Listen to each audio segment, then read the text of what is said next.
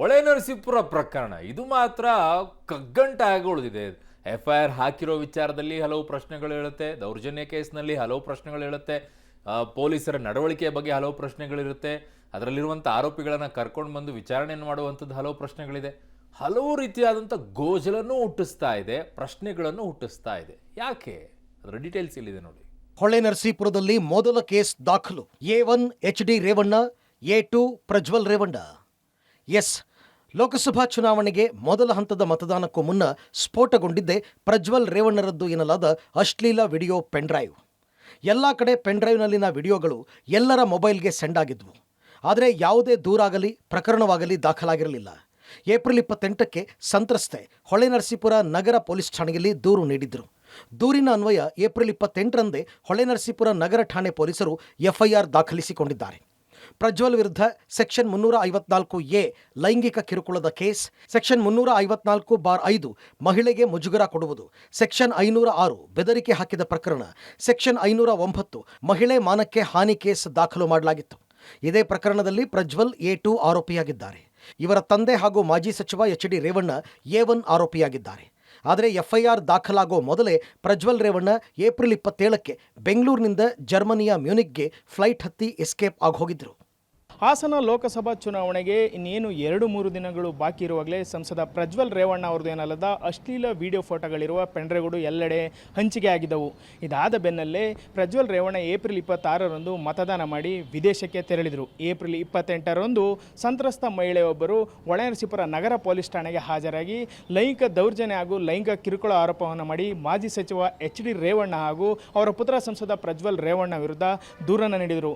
ಮಹಿಳೆಯ ದೂರಿನ ಅನ್ವಯ ಹೊಳೆನರಸೀಪುರ ನಗರ ಠಾಣೆಯಲ್ಲಿ A1 ಆರೋಪಿಯಾಗಿ HD ರೇವಣ್ಣ, A2 ಆರೋಪಿಯಾಗಿ ಸಂಸದ ಪ್ರಜ್ವಲ್ ರೇವಣ್ಣ ವಿರುದ್ಧ FIR ದಾಖಲಾಗಿತ್ತು. ಹೊಳೆನರಸೀಪುರ ಕೇಸ್ನಲ್ಲೇ ಪ್ರಜ್ವಲ್ಗೆ ಸಂಕಷ್ಟ.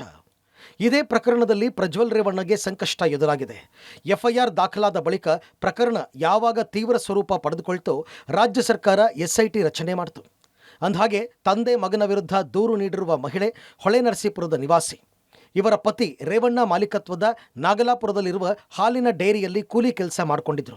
ದೂರು ನೀಡಿರುವ ಮಹಿಳೆಗೆ BCM ಹಾಸ್ಟೆಲ್ನಲ್ಲಿ ಅಡುಗೆ ಕೆಲಸ ಕೊಡಿಸಿದ್ರು. ಈ ಮಹಿಳೆಗೆ ಒಬ್ಬರು ಮಗಳಿದ್ದಾರೆ. ಇಲ್ಲಿ ಗಮನಿಸಬೇಕಾದ ಮತ್ತೊಂದು ಸಂಗತಿ ಅಂದರೆ ದೂರುದಾರ ಮಹಿಳೆಗೆ ಪ್ರಜ್ವಲ್ ಅವರ ತಾಯಿ ಹಾಗೂ ರೇವಣ್ಣ ಅವರ ಪತ್ನಿ ಭವಾನಿ ಸೋದರತ್ತೆ ಮಗಳಾಗಿದ್ದಾರೆ. 2013ರಲ್ಲಿ ದೂರುದಾರ ಮಹಿಳೆ ಮಗ ತೀರ್ಕೊಂಡ. ನಂತರ ರೇವಣ್ಣ ಅವರು ಕೆಲಸ ಕೊಡಿಸುವುದಾಗಿ ಹೇಳಿ ಆಗಾಗ ಮನೆಗೆ ಕರೀತಾ ಇದ್ರು. ಅದರಂತೆ 2015ರಲ್ಲಿ ಹಾಸ್ಟೆಲ್ನಲ್ಲಿ ಕೆಲಸಕ್ಕೆ ಸೇರಿಸಿದ್ರು. ಅದಾದ 4 ವರ್ಷಗಳ ನಂತರ ರೇವಣ್ಣ ಅವರ ಹಿರಿಯ ಪುತ್ರ ಡಾಕ್ಟರ್ ಸೂರಜ್ ರೇವಣ್ಣ ಅವರ ಮದುವೆ ವೇಳೆ ಮನೆ ಕೆಲಸ ಮಾಡಿಕೊಡುವಂತೆ ಈ ಮಹಿಳೆಯನ್ನ ಕರೆಸಿಕೊಂಡಿದ್ರು. 3.5 ವರ್ಷಗಳ ಕಾಲ ಹೊಳೆನರಸೀಪುರ HD ರೇವಣ್ಣ ನಿವಾಸದಲ್ಲಿ ಮಹಿಳೆ ಕೆಲಸ ಮಾಡ್ತಾ ಇದ್ರು. ಈ ನಡುವೆ ಕೆಲಸಕ್ಕೆ ಸೇರಿದ 4 ತಿಂಗಳ ನಂತರ HD ರೇವಣ್ಣ ತಮ್ಮ ಕೊಠಡಿಗೆ ಬರುವಂತೆ ಕರೀತಾ ಇದ್ರು ಅಂತ ಮಹಿಳೆ ದೂರಿನಲ್ಲಿ ತಿಳಿಸಿದ್ದಾರೆ. ಆಗ ರೇವಣ್ಣ ಅವರ ಮನೆಯಲ್ಲಿ 6 ಜನ ಹೆಣ್ಣು ಮಕ್ಕಳು ಕೆಲಸ ಮಾಡ್ತಾ ಇದ್ರು.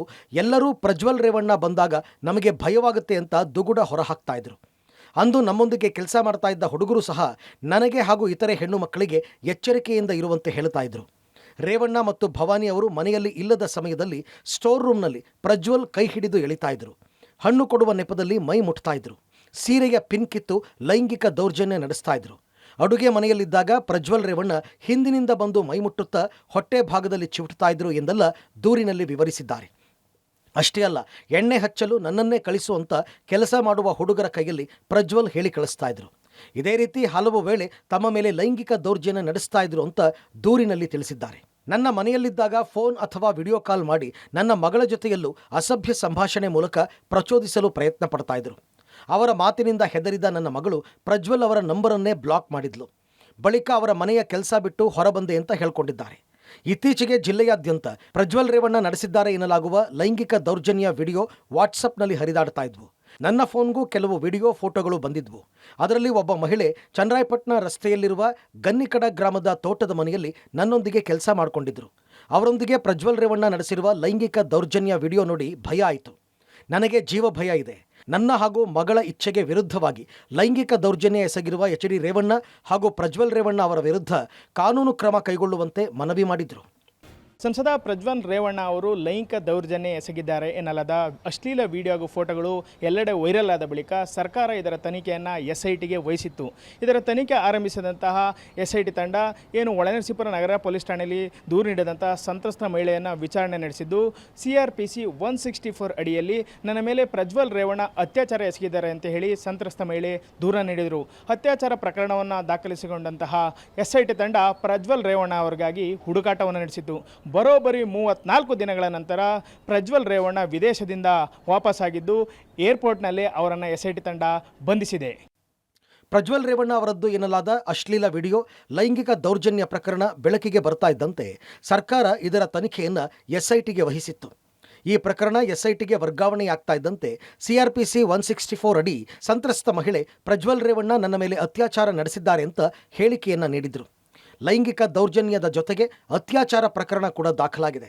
ಇದೀಗ 34 ದಿನಗಳ ಬಳಿಕ ಹೊಳೆನರಸೀಪುರ ಲೈಂಗಿಕ ದೌರ್ಜನ್ಯ ಹಾಗೂ ಅತ್ಯಾಚಾರ ಪ್ರಕರಣದಲ್ಲಿ ಪ್ರಜ್ವಲ್ ರೇವಣ್ಣ ಅವರನ್ನು SIT ಬಂಧಿಸಿದೆ. Shashidhar, public TV, Hassan. ಈಗ ಮೊಬೈಲಿಂದ ಎಲ್ಲ ರಿಕವರಿ ಮಾಡ್ಕೊಳ್ಳೋದು ಎಷ್ಟು ಇಂಪಾರ್ಟೆಂಟೋ ಸಂತ್ರಸ್ತೆಯ ಹೇಳಿಕೆನೂ ಅಷ್ಟೇ ಇಂಪಾರ್ಟೆಂಟ್ ಆಗುತ್ತೆ ಈ ಕೇಸ್ಗಳಲ್ಲಿ. 100% ಸಂತ್ರಸ್ತೆಯ ಹೇಳಿಕೆ ನಿಮಗೆ ಯಾವ ಮಟ್ಟಕ್ಕೆ ನಿಂತ್ಕೊಳ್ಳುತ್ತೆ ಅಂದರೆ ಅಲ್ಲಿ ಬರೆದು ಕೊಟ್ಟಿರುವಂಥ ವರದಿಗೂ ಆಮೇಲೆ ಹೇಳ್ಕೊಳ್ಳುವಂಥ ಹೇಳಿಕೆಗೂ ವ್ಯತ್ಯಾಸಗಳಾಗುತ್ತಾ ಅನ್ನುವಂಥದ್ದನ್ನು ನೋಡಬೇಕಾಗಿದೆ. ಆಮೇಲೆ ಅನೇಕ ಕೇಸ್ಗಳನ್ನು ನೋಡಿದ್ದೀವಿ ಇಂಥ ಪ್ರಕರಣಗಳಲ್ಲಿ. ಸ್ಟಾರ್ಟಿಂಗಲ್ಲಿ ಕೊಟ್ಟಂಥ ಹೇಳಿಕೆಗೂ ಆಮೇಲೆ ಹೋಗ್ತಾ ಹೋಗ್ತಾ ಪ್ರಕರಣದಲ್ಲಿ ಯಾರು ಸಂತ್ರಸ್ತೆ ಇರ್ತಾರೆ ಅವ್ರು ಕೊಡುವಂಥ ಹೇಳಿಕೆಯಲ್ಲಿ ಖುಲಾಸೆಯಾಗಿರುವಂಥ ಪ್ರಕರಣಗಳು ತುಂಬ ಇದ್ದಾವೆ. ಬಟ್ ಈ ಪ್ರಕರಣದಲ್ಲಿ ಕೊನೆಯವರೆಗೂ ಸ್ಟ್ಯಾಂಡ್ ಆಗಿ ನಿಂತ್ಕೊಳ್ತಾರೆ ಅನ್ನೋದು ಬಹಳ ಇಂಪಾರ್ಟೆಂಟ್ ಇದರಲ್ಲಿ.